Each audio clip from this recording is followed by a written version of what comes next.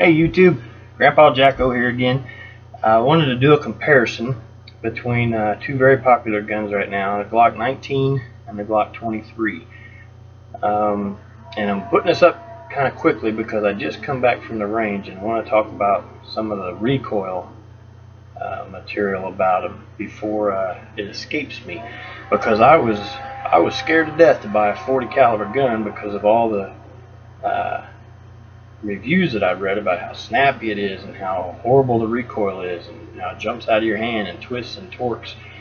The 19, I'll tell you, is it's to me, and a lot of this is to me, but it is the softest shooting pistol I've shot, and I've shot, I don't know, a handful, 10, 12. I know that's not a lot.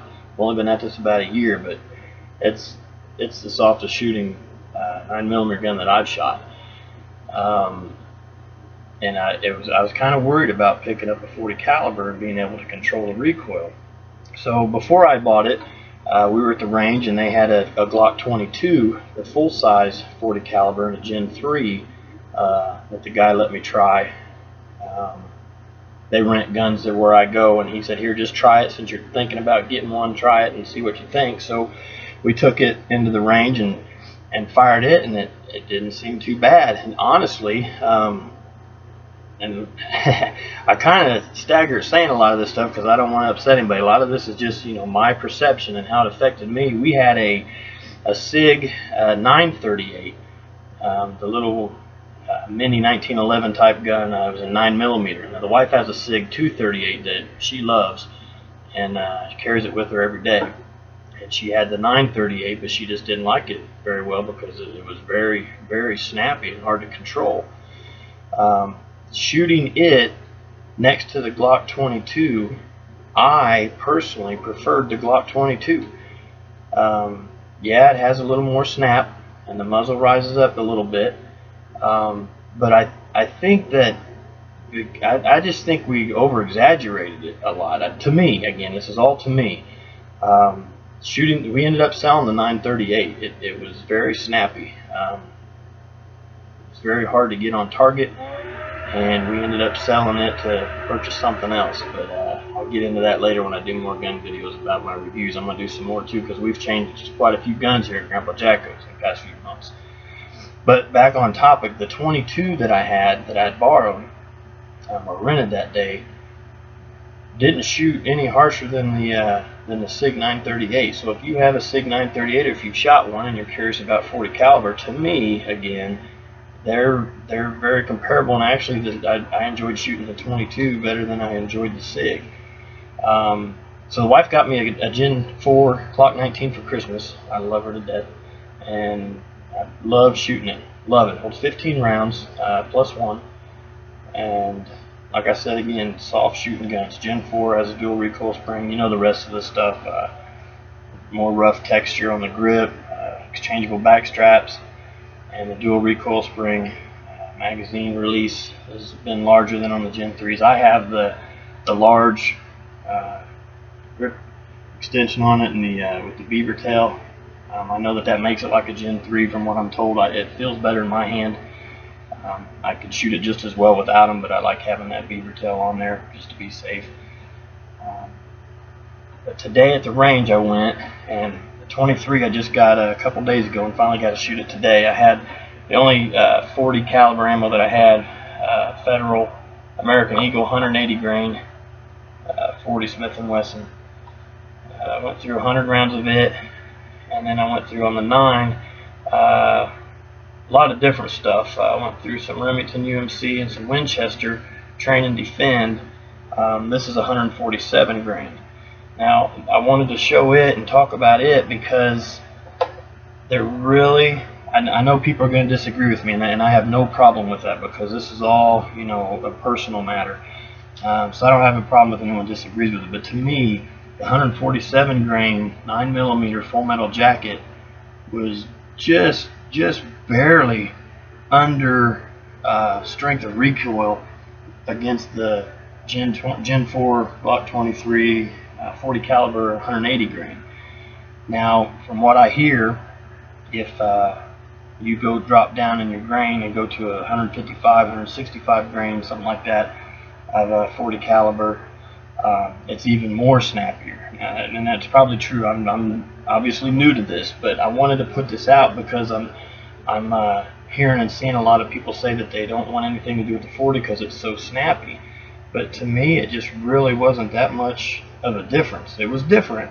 The best way I can describe it is it had a little bit more flip in the muzzle, and I want to say a little bit more. It was there, it was noticeable, but it wasn't ungodly controllable, you know.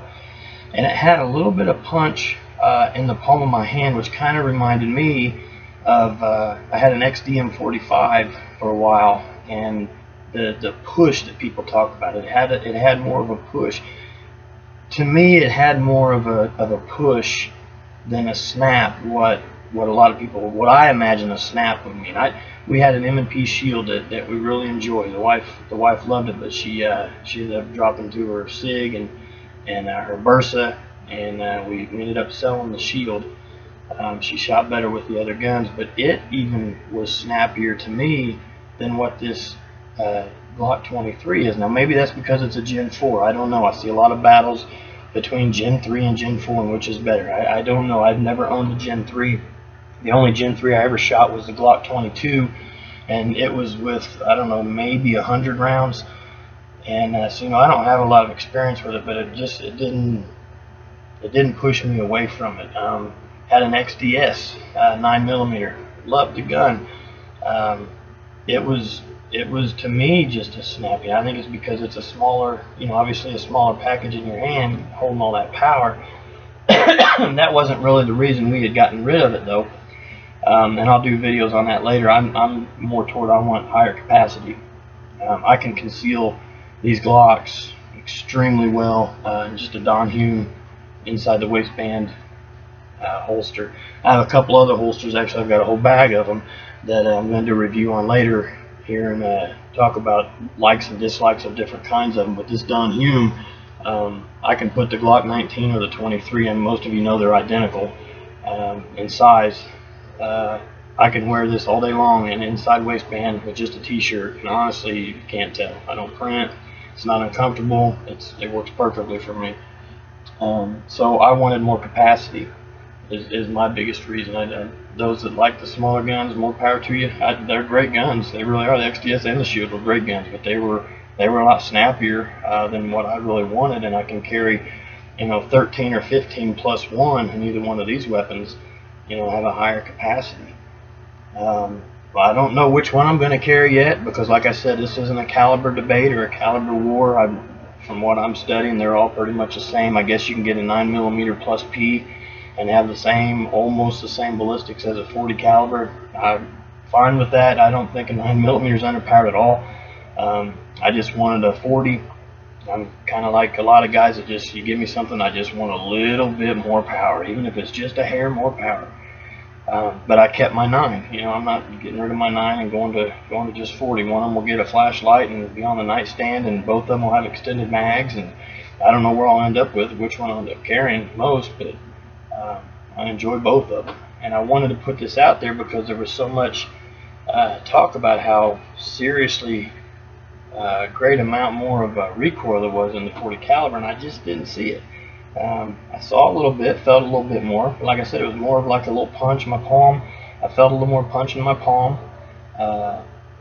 The muzzle did rise a little bit more, but I was able to come right back on target rather quickly. That I thought, you know, our range doesn't allow rapid fire, but they're pretty lenient, and I fired off as fast as I could without thinking I'd get in trouble.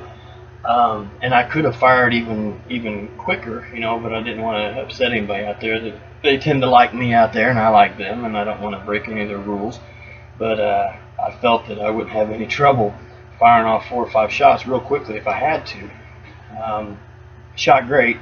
Both of them do. Both of them shot great. I'm sure they'd probably shoot even better if they had more capable hands holding on to them. I'm still learning, but like I said, I wanted this mostly to be about the recoil in it, and I'm hoping that it helps somebody that's on the fence of getting a 40. Glock 23 or a Glock 22 or even a Glock 27. I hear the 27's even snappier. I'll probably end up trying one of those just to see. I don't know that I'll end up getting one. Getting off topic, but I had a 26 and my 19, and I sold the 26. And I'll do a video on that probably later too, but the biggest reason was I just didn't need them both. Every time I grabbed the 26, I always grabbed the extended mag, and then I was carrying the 19 anyway, you know, so I ended up keeping the 19. But that's really about it. I hope it helps. I hope somebody that's considering getting one and is like I was, concerned about the recoil of one, being able to control one. I do have minor, and I'm going to say that again, minor arthritis. I'm sure it's going to get worse, but it just didn't bother me. It didn't bother me a bit. Now, if I was to, I only shot 100 rounds, so you know, if I'm going to sit out there and shoot 500-600 rounds, I don't know. I'll try that and then let you know honestly, you know, what I felt, how it was. I could tell you right off the bat, the 19, I could probably shoot all day long and never flinch. It was just that soft shooting of the gun. The 23, I don't really think it would bother me, you know, after a long period either. It just really wasn't as much as what I had been told from other people. And you know, I don't think they're probably not over exaggerating. As to them, it's perceived recoil for a reason. You know, it affects everyone differently. I'm going to let the wife try to shoot it and see what she thinks. I'm sure she probably won't like it very much because it is greater than the 9. But hopefully this helps somebody. I'm starting to ramble now, so I'm going to close this up. I just hope it helps you in your decision which one to get. I'm going to keep them both. Especially like with the 23, you can get the Lone Wolf barrel and go 9mm with it, or even go 357 SIG. I'm anxious to try a 357 SIG now that, you know, I've gotten over my 40 fear. So I'm anxious to try that and see what I think about it. Again, though, I'm not saying the 40 is any better than the 9 or the 9 is any better than the 40. I'm sure that they're so close to each other in the ballistic side of it that you know, you put a 9mm in the head of someone or a 40 caliber in the head of someone, they're both going to die. I think they both can get the job done. I'm glad that I have one of each, and hopefully this will help you make your decision. Thanks.